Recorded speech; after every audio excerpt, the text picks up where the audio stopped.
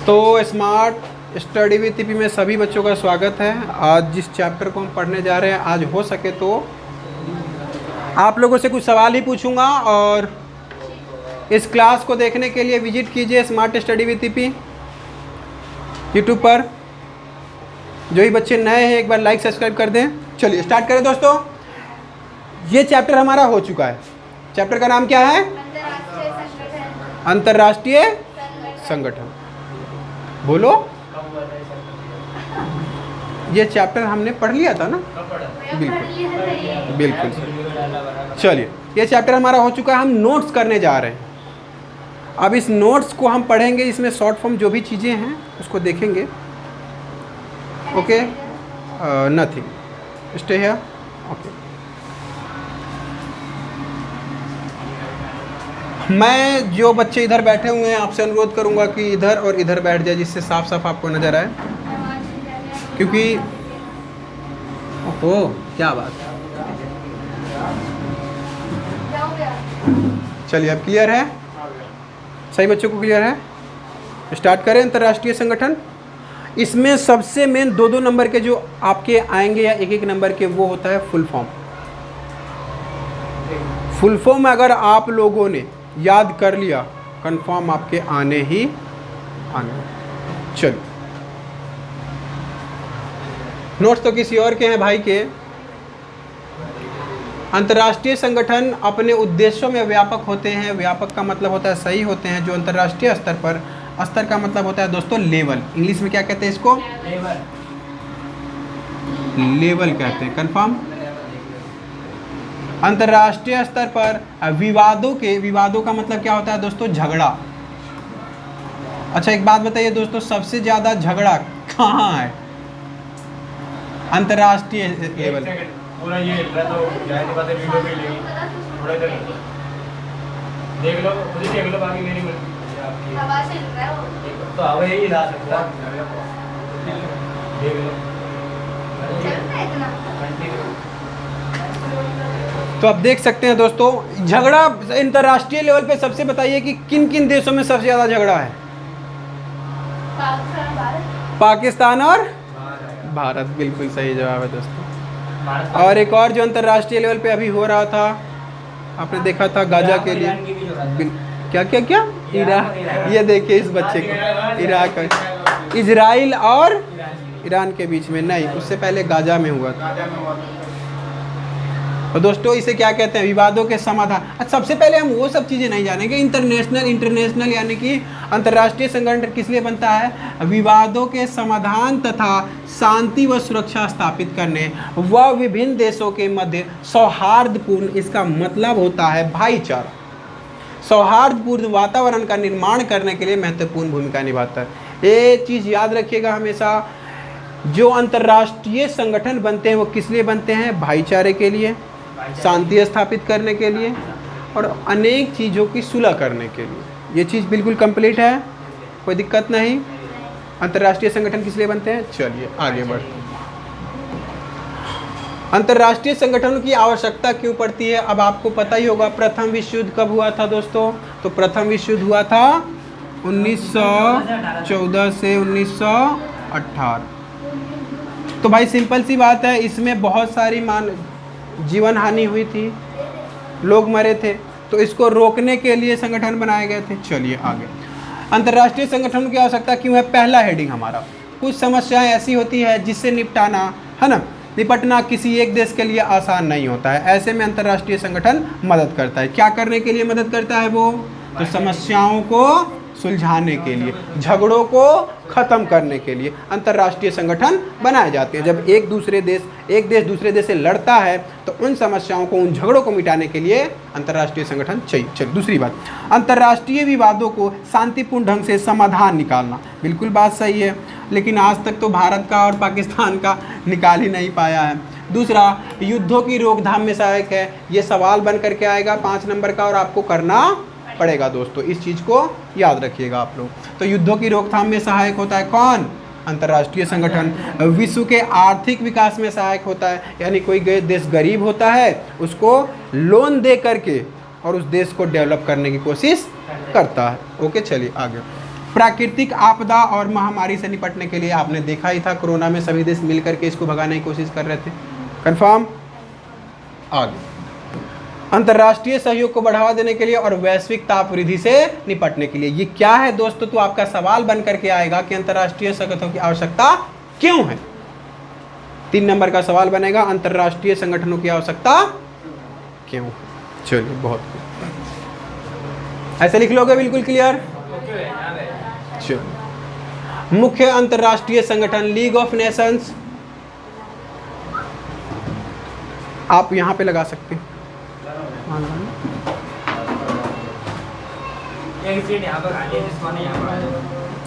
चलिए, कोई नहीं, आप लोग सिर्फ फोकस सिर्फ हेडिंग पे और इस पे देखिएगा।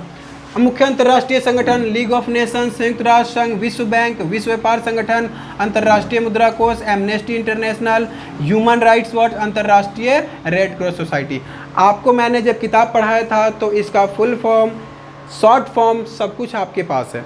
आप इसको याद कीजिएगा, 2 नंबर का आएगा इसमें से।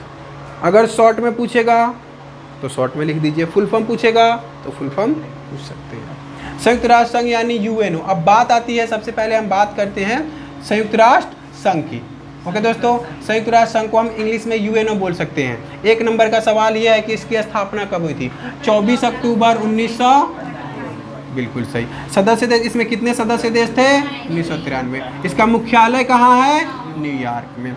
अब देखिए यहाँ पे अब उसकी बारीकी से हमें बताया जा रहा है कि 24 अक्टूबर 1945 में संयुक्त राष्ट्र संघ यानी यूएनओ की स्थापना की गई। 1 नंबर का सवाल, यूएनओ की स्थापना कब की गई? इसमें कितने देश शामिल थे? 193, बिल्कुल सही। यूएनओ लीग ऑफ नेशंस का उत्तराधिकारी है। संयुक्त राष्ट्र संघ की स्थापना के समय संयुक्त राष्ट्र संघ में कितने, जब ये क्या हो रहा था, स्थापना इसका हुआ था तो 51 देश थे। भारत भी इसके संस्थापक सदस्यों में शामिल था। मई 2013 तथा इसके तक इसके सदस्यों की संख्या 193। अब ये देखिएगा, ये आपसे पूछा जा रहा है, देखिए मई 2013 तक इसकी कितने सदस्य हो चुके थे? 193 हो गया था। 193वां देश दक्षिणी सूडान है। 1 नंबर का सवाल ये पूछा जा सकता है, आखिरी देश कौन सा था जो संयुक्त राष्ट्र संघ में यानी यूएनओ में शामिल हुआ था? तो कौन सा है? दक्षिणी सूडान। भारत इसका सदस्य 30 अक्टूबर 1945 को बना। 1 नंबर का सवाल ये भी है दोस्तों कि भारत इसका सदस्य कब बना था? किसका? यूएनओ का भारत सदस्य कब बना था? तो ये उसका उत्तर है। कंफर्म? कोई दिक्कत? चलिए आगे बढ़ते हैं दोस्तों। संयुक्त राष्ट्र संघ के उद्देश्य। अब सिंपल सी बात है, एक चीज पूछा जा सकता है कि इसको बनाने के कारण क्या थे, उद्देश्य क्या थे? संयुक्त राष्ट्र संघ बनाने के उद्देश्य क्या है? अब सिंपल सी बात है, एक चीज कह सकते हो, आप लोग को पढ़ने का उद्देश्य क्या है? पढ़ने का उद्देश्य, आप अपने को विकास करना चाहते हैं, समाज को विकास करना चाहते हैं, समाज में बदलाव लाना चाहते हैं, जो पुराने रीति रिवाज से जो बंधे हुए हैं उस समाज को बदलना चाहते हैं ना आप, है ना? अभी देखो आज भी ऐसा है कि गांव स्तर पे जा कर के देखो तो 15 साल में 16 साल में जो छोटी छोटी बच्चियां होती हैं उनका विवाह कर दिया जाता है। तो ये उचित नहीं है, अनुचित, ये गलत है। उन बच्चियों को पढ़ने दो। और आजकल तो ज़्यादातर देख ही रहे हैं, निब्बा निब्बी आजकल तो, यानी कि कहते हैं ना कि जिस उम्र में हमारे दांत टूटा करते थे आजकल बच्चों के दिल टूट रहे हैं। तो इन सब चीज़ों को मारो गोली, जितना हो सके अपने भविष्य की ओर बढ़ो। संयुक्त राष्ट्र संघ के उद्देश्य अंतर्राष्ट्रीय झगड़ों को रोकना, सबसे मेन काम। ये 3 नंबर का सवाल पूछा जाएगा दोस्तों। पहला है अंतर्राष्ट्रीय झगड़ों को रोकना, राष्ट्रों यानी कि देशों के बीच, याद रखिएगा दोस्तों, देशों के बीच, है ना, सहयोग की राह दिखाना। ये राह लिखा हुआ है लेकिन ये राह होता है, राह यानी रास्ता होता है। अगर किसी देश में युद्ध छिड़ जाए तो शत्रुता के दायरे को कम करना, यानी कि दुश्मनी कम करना, यानी कि दुश्मनी कम करना दोस्तों, दुश्मनी कम करना। पूरे विश्व के लिए सामाजिक आर्थिक विकास के लिए कार्य करना, बिल्कुल बात सही है, सामाजिक आर्थिक विकास के लिए कार्य करना बहुत ज़्यादा जरूरी।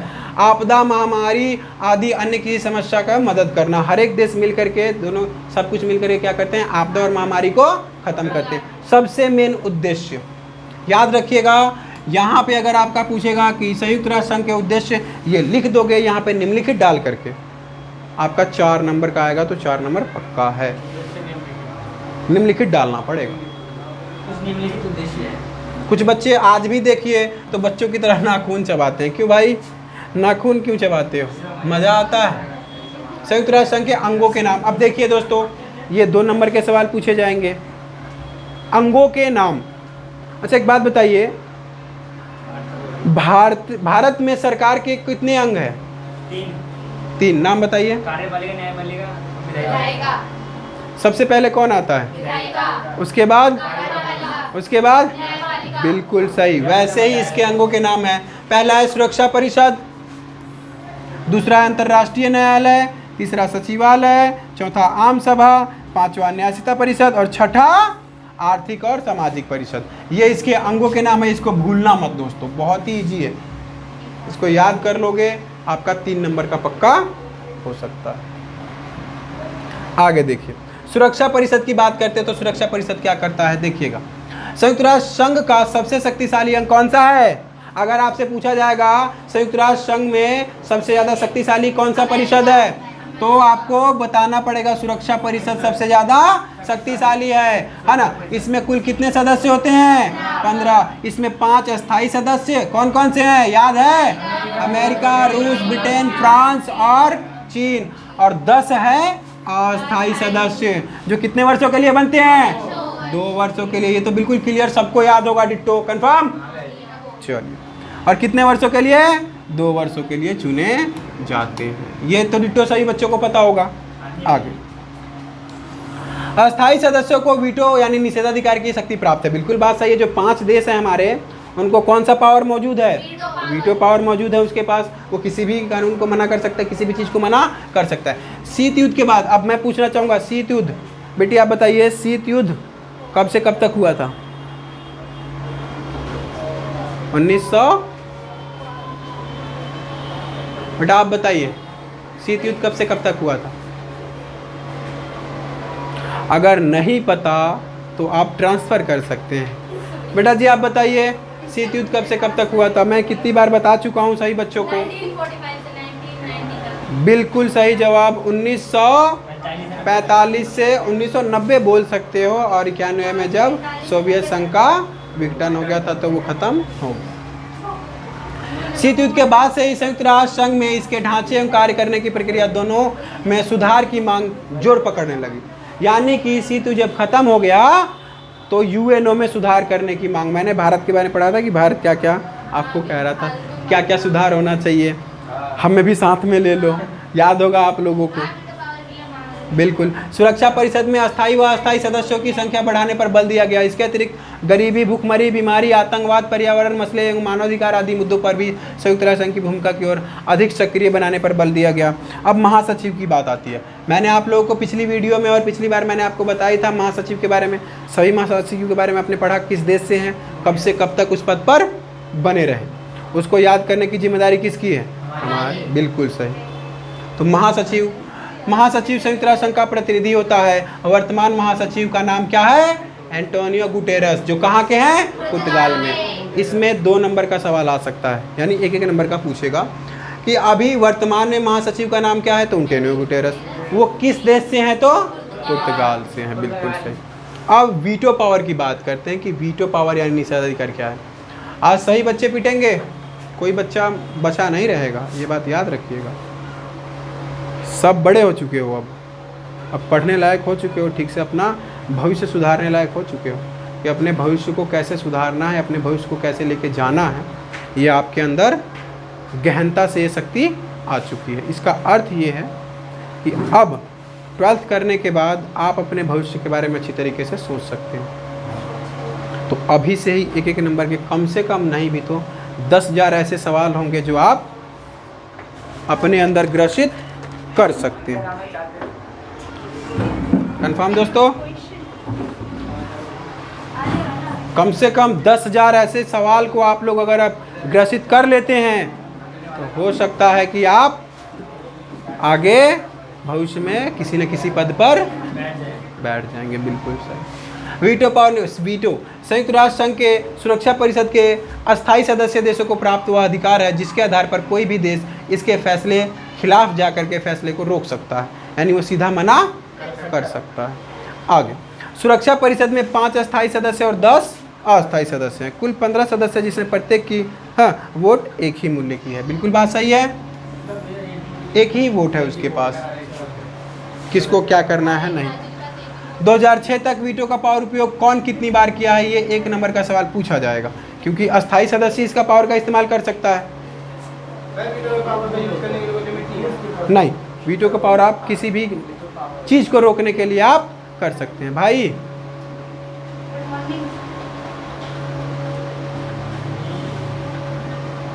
क्यों इतना काम करते हो कि आप थक जाते हो?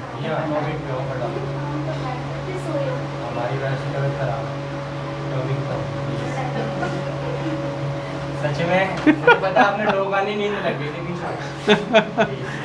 दोस्तों ये बहुत ही अच्छी टॉपिक है, इस चीज़ को समझ जाओ ना, अभी जो आप लोगों को हो रहा है वो आगे चल के ठीक हो जाएगा। तो अभी तक कौन कौन से देशों ने कितनी बार वीटो पावर का इस्तेमाल किया है? अमेरिका ने कितनी बार किया है? 82 बार। चीन ने कितनी बार किया है? 4 बार। रूस ने कितनी बार किया है? बिल्कुल। फ्रांस ने और ब्रिटेन ने, ये याद रखिएगा दोस्तों। सुरक्षा परिषद, बिल्कुल बिल्कुल बिल्कुल, मैं सही बच्चों को कहूँगा, ये शायद ही बच्चों को पता होगा, और ये सवाल सीधा कहाँ आता है? यूपीएससी में आता है। सीजीएल में इसके ये वाला क्वेश्चन नहीं आता, किसको पता नहीं होगा, यूपीएससी में आता है। आपको ये सवाल अमेरिका के बारे में दे देगा और कहेगा कि 81, 82, 83, 84 दे देगा। ले भैया, दिमाग हिला दिया। बिल्कुल, अभी 12th में तो याद है, 2 साल बाद याद रहेगा नहीं रहेगा पता नहीं, लेकिन इन सब चीज़ों को अगर याद कर लिए तो शायद आप कुछ कर पाओ। सुरक्षा परिषद में अस्थायी तथा अस्थायी सदस्यों में अंतर क्या है? अब अंतर की बात हो रही है। अस्थायी सदस्य सुरक्षा परिषद में हमेशा के लिए चुने गए हैं, यानी वो बदल नहीं सकते हैं। अस्थायी सदस्य को आप बदल सकते हो? अस्थायी सदस्य को बदल सकते हो? अस्थायी सदस्य में कौन कौन से देश है बताओ भाई, आप बताओ। अस्थायी सदस्यों में देश होगे ना भाई, आप बताओ। अस्थायी सदस्यों में रूस, जापान कहाँ से आ गया? बताओ। अमेरिका, ब्रिटेन, फ्रांस, रूस, चीन। बिल्कुल सर, ये याद रख लीजिए।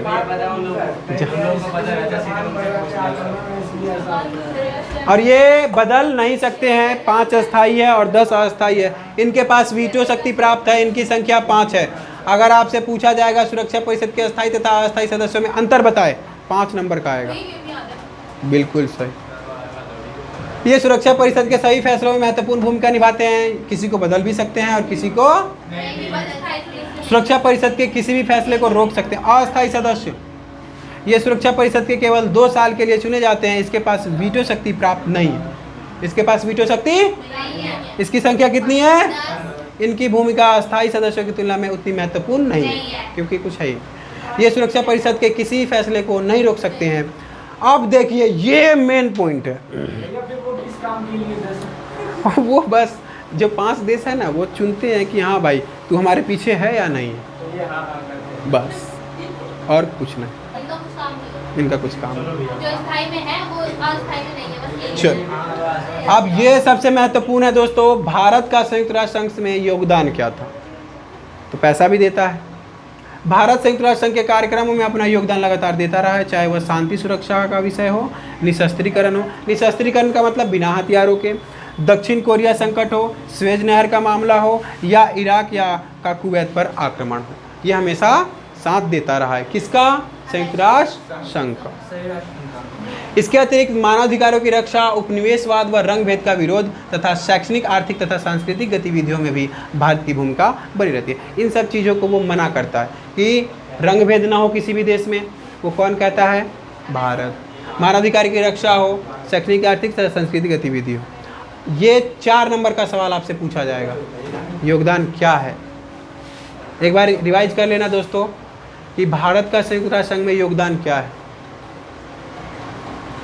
आगे, संयुक्त राष्ट्र संघ की सुरक्षा परिषद की अस्थायी सदस्यता हासिल करने के लिए योग्यता, बड़ी आर्थिक शक्ति जो भारत के पास है लेकिन फिर भी नहीं देता है वो। ये 2 नंबर का सवाल आपसे पूछा जाएगा। कितने नंबर?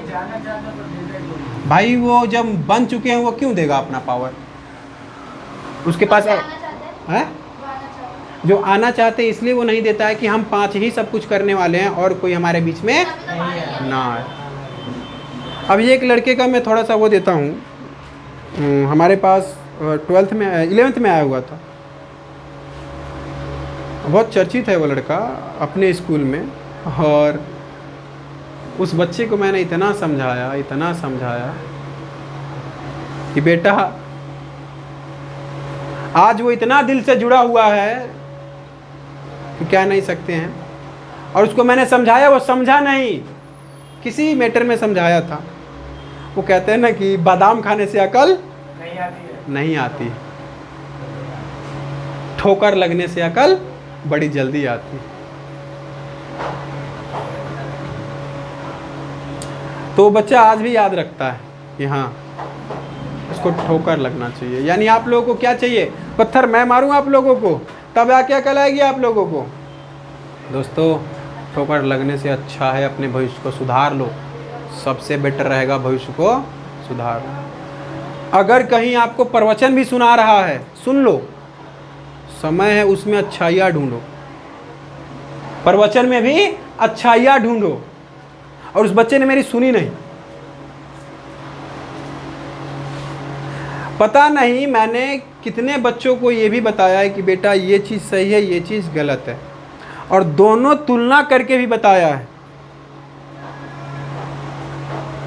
अभी तो कुछ भाई हमारे ऐसे हैं जो कि अब सीधा कहते हैं कि नहीं भैया आप सही मैं गलत, मेरी सोच गलत। किसी बच्चे को मैंने रास्ता दिखाया और वो रास्ते पे चल रहे हैं, बहुत अच्छा लग रहा है मुझे कि आज उसके मम्मी पापा सब सदैव हमारे पास आते रहते हैं और कहते हैं कि नहीं, मैं तो सीखने वाला व्यक्ति हूँ, समाज से सीखता हूँ, आप लोगों से सीखता हूँ, इसलिए गलतियों का समाधान करो, क्योंकि आप लोग इंसान हो और गलतियाँ किससे होती है? नहीं, पत्थरों से होती होगी। वो गलत आपके रास्ते में आ जाता है जिससे आपको ठोकर लगती है। तो जब ठोकर लगता है तो इंसान को पछतावा होता है। चलिए, हासिल करने के लिए बड़ी आर्थिक शक्ति, बड़ी सैन्य शक्ति, आबादी के दृष्टिकोण से बड़ा राष्ट्र होना चाहिए, संयुक्त राष्ट्र संघ के बजट में लगातार योगदान देना चाहिए और लोकतंत्र का सम्मान भी करता हो। तो वो भारत तो करता ही है लेकिन फिर भी नहीं बनाता। ये 4 नंबर का सवाल है दोस्तों। हाँ, यह देश अपने भूगोल, अर्थव्यवस्था और संस्कृति के लिहाज से विविधता की नुमाइंदगी करता हो। तो ये क्या बन सकता है? संयुक्त राष्ट्र संघ सुरक्षा परिषद का अस्थायी सदस्य हासिल करने के लिए होता है। लेकिन वो 5 देश किसी को बनने ही नहीं देता, वो सीधा कहता है हम बनने ही नहीं देंगे। हैं? वो हटेंगे ही नहीं कभी, क्योंकि पावर उसके पास है, लिमिटेशन होता ही नहीं है। आगे है, संयुक्त राष्ट्र संघ की प्रमुख एजेंसियां कौन सी है? ये इसमें से 2 नंबर का सवाल आएगा। जो बच्चा आज याद कर लिया वो जिंदगी भर नहीं भूलेगा। WHO वर्ल्ड हेल्थ ऑर्गेनाइजेशन, विश्व स्वास्थ्य संगठन, यूनेस्को संयुक्त राष्ट्र शैक्षिक, सामाजिक एवं सांस्कृतिक संगठन, यूनिसेफ संयुक्त राष्ट्र बाल कोष, संयुक्त राष्ट्र विकास कार्यक्रम UNDP, संयुक्त राष्ट्र मानवाधिकार आयोग UNHRC, संयुक्त राष्ट्र शरणार्थी उच्च योग इसका है UNHCR, संयुक्त राष्ट्र संघ व्यापार एवं विकास सम्मेलन UNCTAD, अनटैग्ड बोलते। ये चीज़ आपको अगर याद हो गया दोस्तों, 2 नंबर पक्के हैं। संयुक्त राष्ट्र संघ को एक ध्रुवीय विश्व में अधिक प्रासंगिक बनाने के उपाय। अब देखिए यहाँ पे जो आ रहा है एक ध्रुवीय विश्व, कोई बताएगा मुझे एक ध्रुवीय विश्व का क्या मतलब है?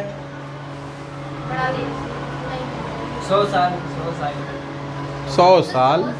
मैं यहाँ एक ध्रुवीय विश्व की बात कर रहा हूँ ना कि 100 साल। पता नहीं है।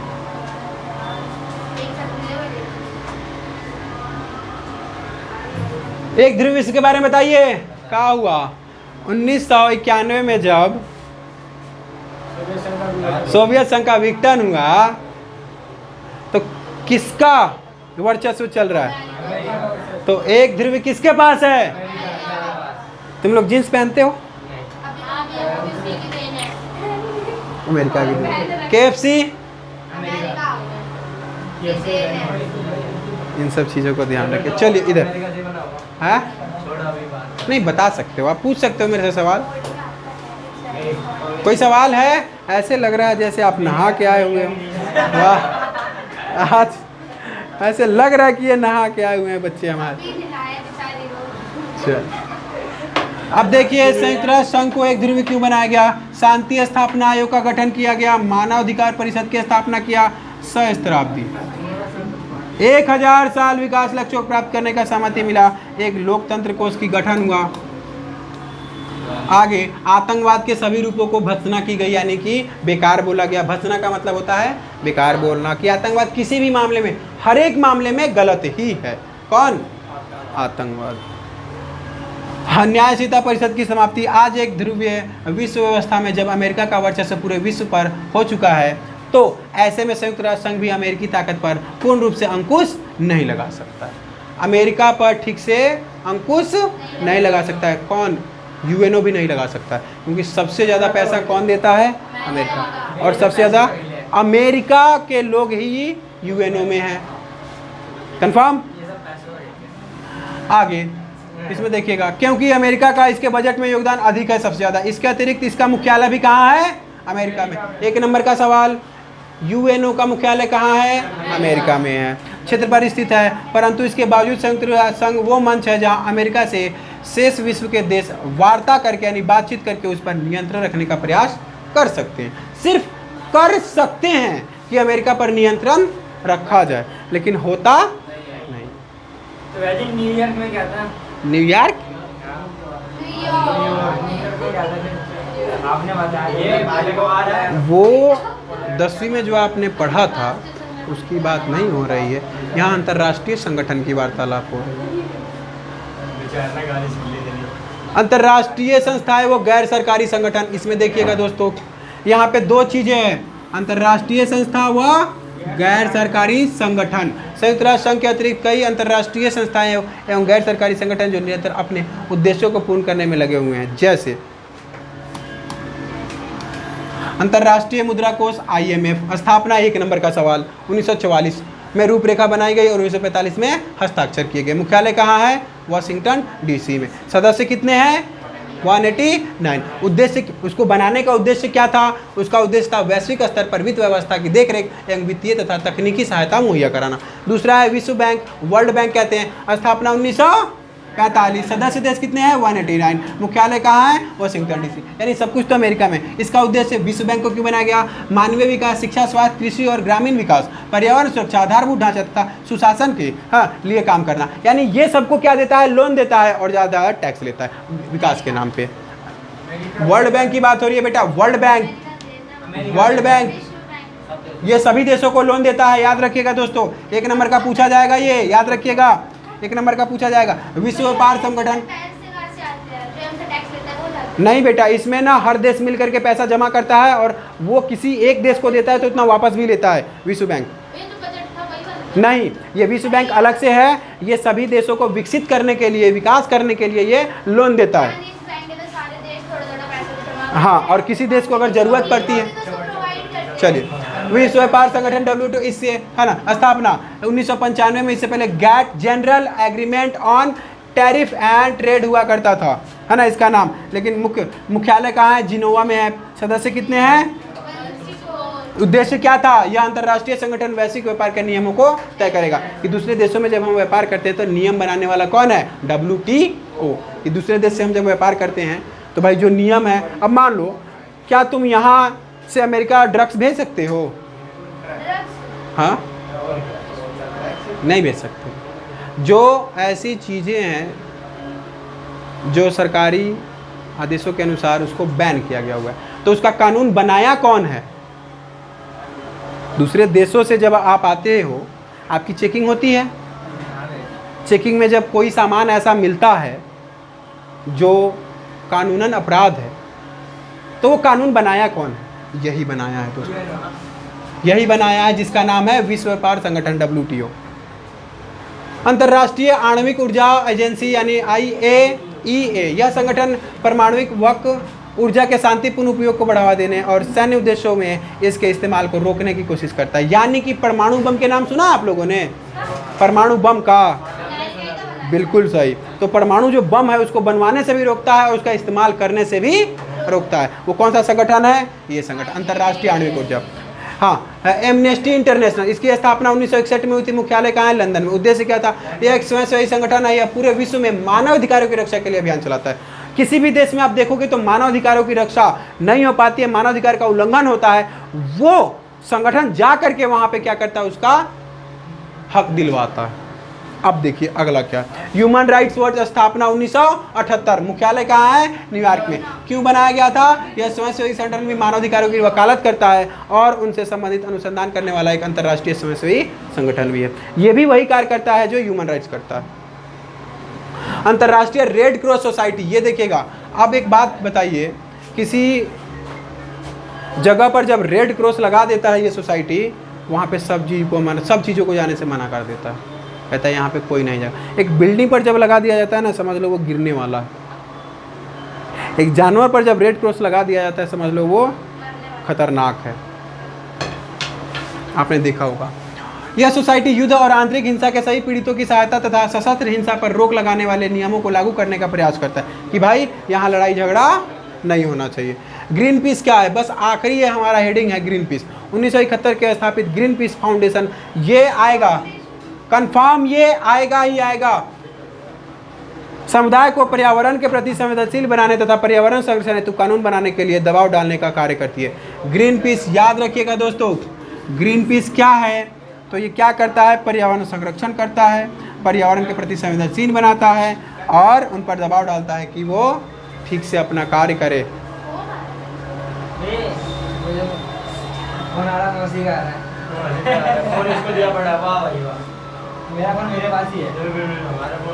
तो चलिए, ये चैप्टर यानी नोट्स तो हमारा समाप्त हो गया। जो बच्चे नए हैं हमारे चैनल पे सब्सक्राइब कर दें और शेयर भी कर दें। जितना हो सके दोस्तों इसको आगे बढ़ाने की कोशिश करें। और 2 चैप्टर का नोट्स हमारा यूट्यूब पे डल चुका है। आप सभी दोस्तों को बोले कि हाँ, अगर चैप्टर्स पढ़ना है, नोट्स पढ़ना है तो आकर के स्मार्ट स्टडी विद ईपी पर लॉगिन करें और सदस्य भी बनने के लिए मैं कहूँगा। ओके दोस्तों, जय हिंद।